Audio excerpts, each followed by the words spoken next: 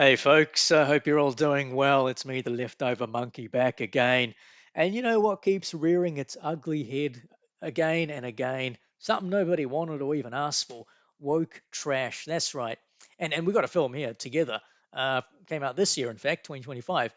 Ain't no two bones about it. This is as woke as you can possibly get. So of course, the mainstream media are going to love it. They've given it a great old mark on Rotten Tomatoes, but I'm here to shed some truth on that. I thought actually some of this stuff was dying down in Hollywood. I was wrong. I was wrong. The thing is, I went away from content creating for a little bit. I was out traveling, doing some odd jobs here and there, but I kept my ear to the ground, hearing about films and shows, not being greenlit or cancelled. Like The Acolyte. Thankfully, that didn't get renewed because on one of my travels, I ended up hearing a little bit about what the second season and beyond had in store for us, which, oh my days, you guys would flip out. Let's just say it involved retconning part of the prequel trilogy. But hey, that ain't going to happen now. Maybe down the line, if we need a good laugh, I'll do a video about it. But what I'm trying to get at is that these major studios, I thought they were starting to see the light. They didn't need to pander to the minority anymore. Maybe we've got to wait a few more years. Oh well, oh well.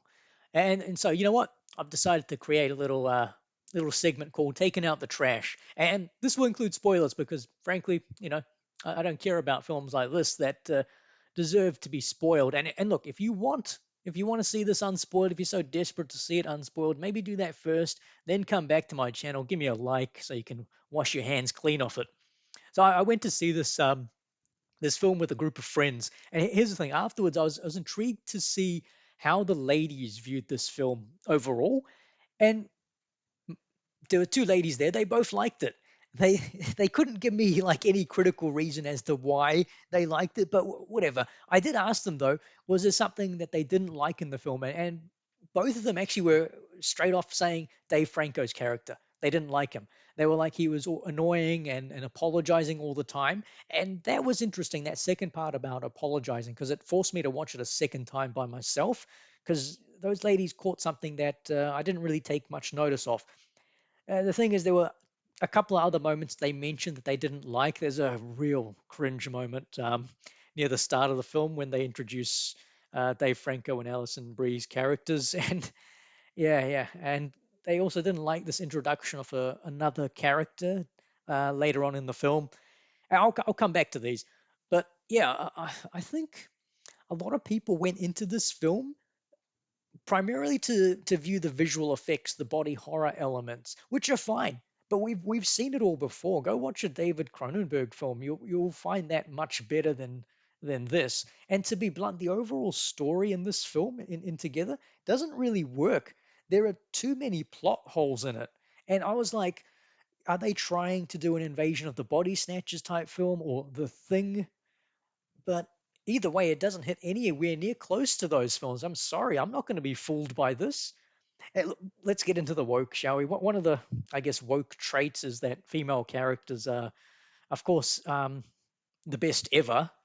Strong, confident, reassuring, and of course, if you're going to have a male character in those films, in woke films, well, they've got to be, in contrast, meek, uncertain, idiotic, and so on. Now, we've seen it, man. We've seen it over the past decade. We get the joke, and look, the writers for this film, they probably thought they were clever in carrying on with the joke. Like the way the script and dialogue have been written here, you can clearly see that they wrote male and female characters and they just flipped the genders. So Dave Franco's part was written for a female. Alison Brie is the male character. It's so obvious. And just to give like a little bit of context for Dave Franco's character, he's softly spoken. He's a musician, runs on emotion, makes emotional based decisions. He's insecure. He's got past traumas, which at times means he's unable to, I guess, be intimate with his lady. He doesn't really work. And guess what? He feels trapped because he has to stay home and cook meals for his girlfriend. Yeah, that doesn't really sound like a man, but okay. And look, mind you, for me, cooking should be a universal skill. I don't care, man or woman. I don't give a damn. You should at least know the basics. Meanwhile, Allison's Bree's character, well, she's the leader of the relationship, of course. She's the decision maker. She's the one that works hard, and guess what? She's got a job lined up, and she makes the decision for both of them that they need to move out from their current city life to the quiet countryside. And mind you, in the film, she makes it abundantly clear that she doesn't cook and she doesn't even know how to cook. That's why I brought it up before about Dave Franco's character, okay? Because the film brings that up. Yeah, and let's get to the cringe moment that was towards the early part of the film. Sorry, that was at the early part of the film. Now, one of them gets on bended knee to propose to the other in front of a group of friends. Now, traditionally, tell me who would be doing that? Yeah, yeah, you know. But of course, this is a woke film. That's right. So the woman proposes. So stunning, so brave. Oh my days. Now carrying on. Another thing that highlights that the gender roles were switched up is that Allison's character. Now I could say the character names throughout like Tim and Millie, but I don't care to. So Allison Bree's character, she's a school teacher, and she befriends a male teacher at the new school, and this male teacher. Well, he's confident, he's secure, charismatic, basically the opposite of Dave Franco's character. And imagine if you were the writer of this film. What would you do, with a competent white male character? What would you do? You guessed it. You'd make him gay. Of course you would. Of course. Why wouldn't you?